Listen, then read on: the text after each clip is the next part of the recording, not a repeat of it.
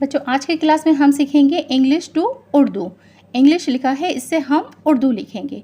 जे की आवाज़ जीम की आवाज़ निकलेगी, जे की आवाज़ जीम की आवाज़ निकलेगी।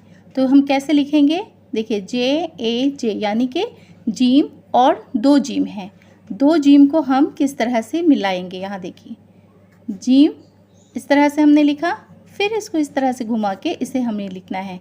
यहाँ पे एक जीम का नुक्ता और यहाँ पे एक जीम का नुक्ता, दो जीम मिला के इस तरह से लिखना हुआ।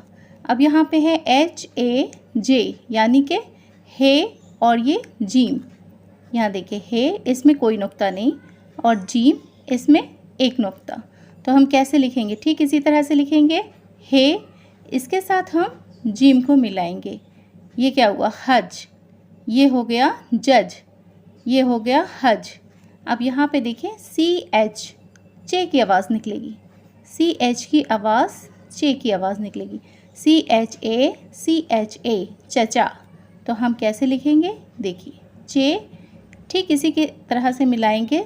चे लिखना है, चे के साथ अलिफ मिला देंगे। यहाँ पे हम चे का 3 नुक्ता देंगे, यहाँ पे भी हम चे का 3 नुक्ता दे देंगे। ये हो गया चचा। जज, हज, चचा।